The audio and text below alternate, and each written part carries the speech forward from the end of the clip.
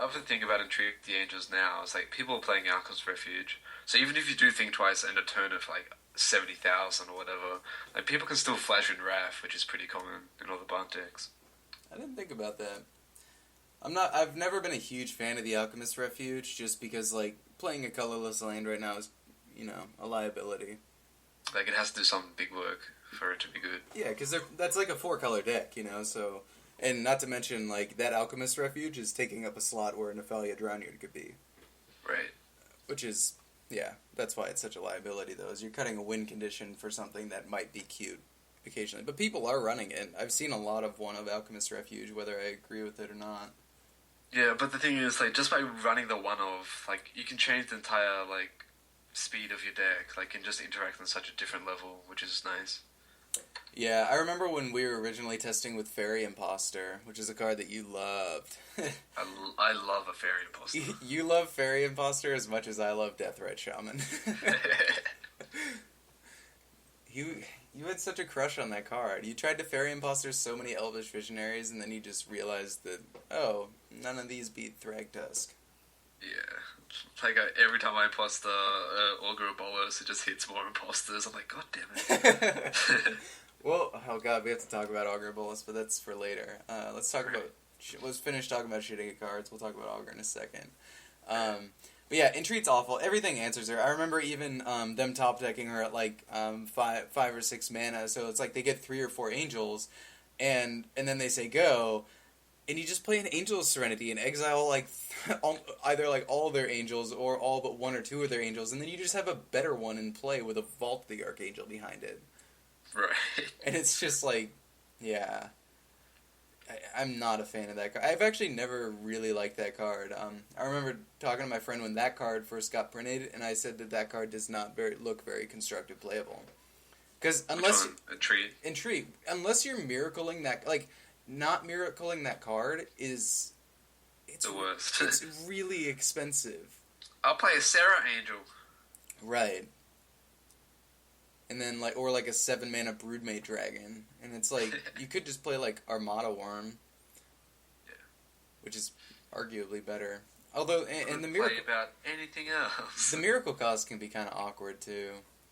Yeah. Especially if they just, like, syncopate for 1. That's also what makes it awful. Any instant or sorcery or enchantment, or planeswalker, I mean...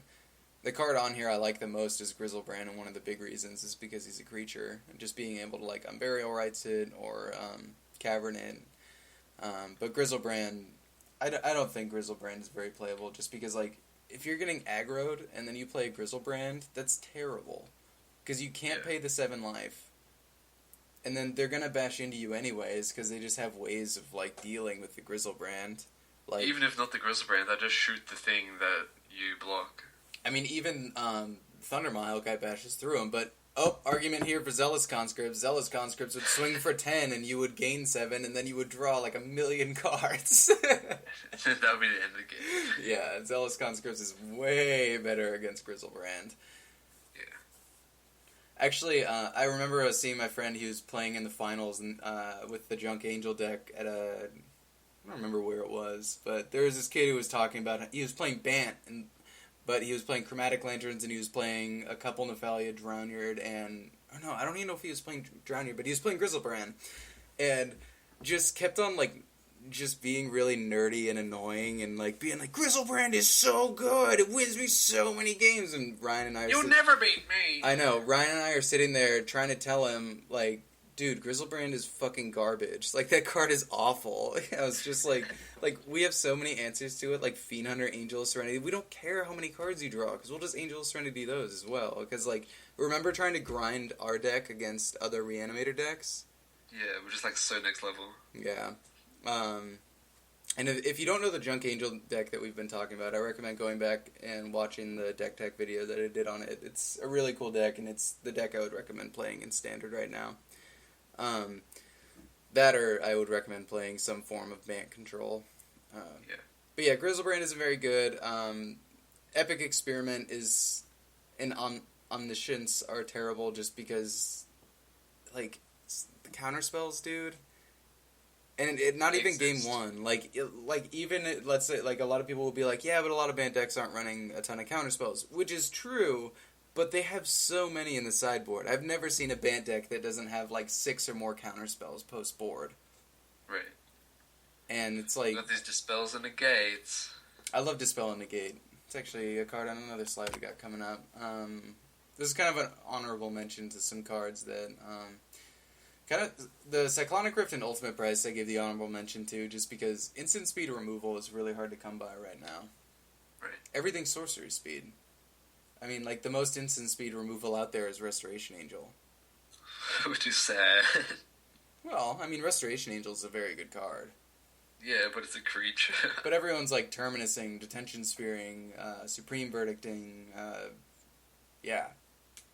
Tameo tapping... Right. Jace -1ing.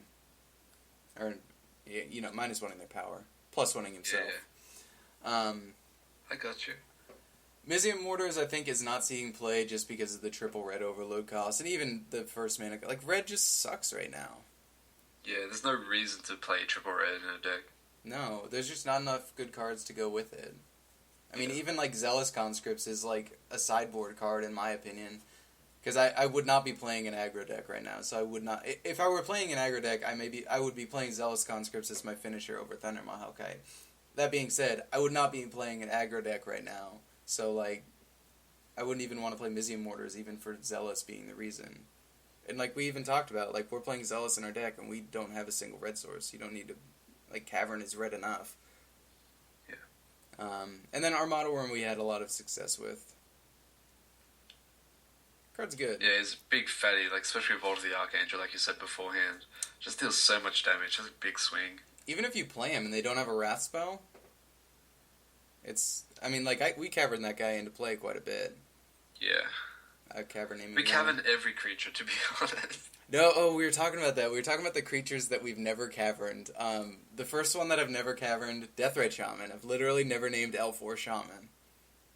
Interesting. And I've also never caverned Ooze for Acidic Slime.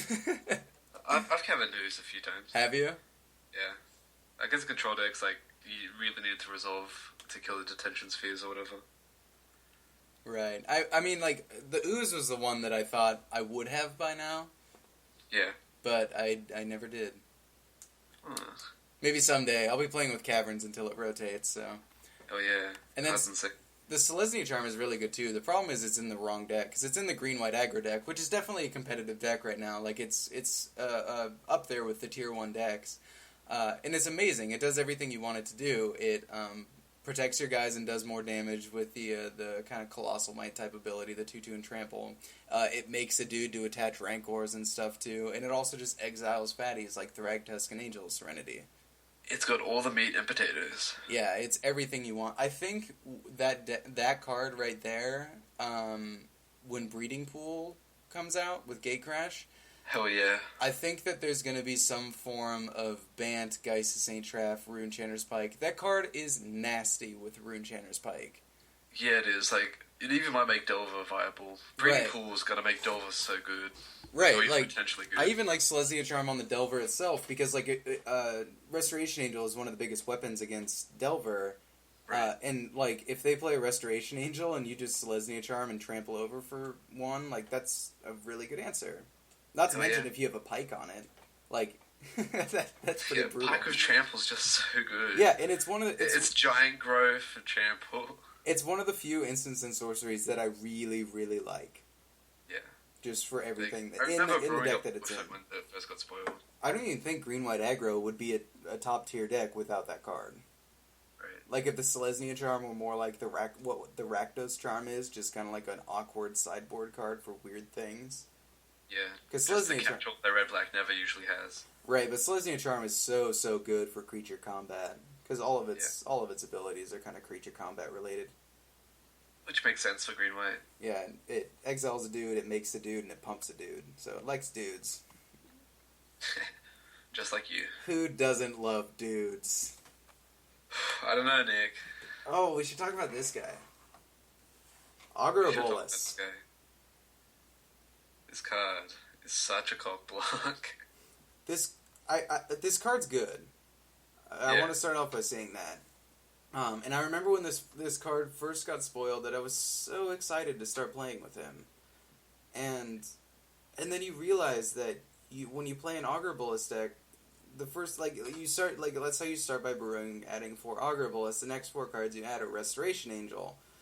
And then, you already have 8 slots in the deck that are not instants and sorceries. Yeah, and they're just like, I want to run these Snapcasters, maybe Geist of St. Trev. Yeah, Rune Chanter's Pike, Fairy Imposter. Jace, Architect of Thought, Fairy... Fairy Imposter is not bad with him. Yeah, definitely not. I think Fairy Imposter's not an instant or sorcery. Is Fairy Imposter a wizard? It's a Fairy Rogue. Fairy Rogue. Yep. How much less relevant could you get right now? I know, right? I thought Fairy Rogues were 3 years ago. Yeah, I'm just like, Jesus, it's too late. Yeah. Although it didn't have a lot of synergy with a lot of the fairies back then, because Spell Starter Spray, Miss My Click for Dylan Click, are you kidding me? Right, but it's not a 1-drop. Who cares? It's something you play after all those. So if you play Mistbind Click or whatever, but then you Fairy Imposter, well, I guess that's still pretty good. It's pretty insane. Okay, never mind. I'm wrong. God, imagine if Cavern existed back then, naming Fairy. The Caverns would make the Fairy deck shit. I know. Kifkin would be insane. Fairies. Let's not talk about fairies. Let's talk about Augur Bolus. I'll talk about fairies. The Augur Bolus would be so much better if it revealed a creature. Yeah. It should just reveal, a non-land. Non-land? That'd be way too good. Maybe. That'd be way too good. Maybe. I mean, you're right that sometimes it's a liability because, if you keep a 2-lander with 2 Augur Bolus, it's awkward because it's not Seagate Oracle. It doesn't allow you. Just give us a card and just make it cost blue. Dude, it's terrible when you play your last land in your hand on... if you play your second land that you had in that 2-lander and then you Augur and you see 3 lands... You just want to kill yourself. Yeah, you're just so I wasn't going to miss land drops for 3 turns, and now I'm missing all 3 of them. And then you top deck, and it's Tameo or whatever, and it's just yeah, it's just something out of curve. Yeah, and then you, think twice, and then you just hit, Jace. You're no! Which, by the way, are all not instants and sorceries. This card just blanks a lot. That's why I don't like it very much. In order to viably be hitting with him, I don't know. As much as I would like to be hitting with him, I would want to be running about 23 or more instants and sorceries. Yeah, some high number. And that's a shit ton, because that means you can only run, let's say you're playing a 25-land deck, that means you can only play 12 cards in the deck that are non-instant, non-sorcery. So that means you get, Augur Bolus, 8 other cards. Yeah, Restoration Angel. So if you start with those 4, you only get 1 more play set of cards that you can actually play with Augur Bolus in order to get him to viably hit. And that also means... It's Snapcaster or Rune Chanter's Pike. Yeah, something like that. But that also means that Rune Chanter's Pike I probably like more. I wonder if you could then go Selesnya Charm after that. I was actually just about to say that. Brew that. Okay, I'll do that. And then... the breeding pool, man. And then Thought Scour, I would totally play in that deck. Hell yeah. I think Thought Scour is Zoria's Charm. I want to play Delver so bad in that deck, though. There's another card that's not an instant or a sorcery that you want to shove into that deck, and it's just Augur, it shuts you off from brewing ideas so fast, because, as soon as you start testing a deck that plays Augur with, 15 or 14 instants and sorceries in the deck, and you just notice how consistently you blank and how frustrating it is because you actually wanted some of those cards,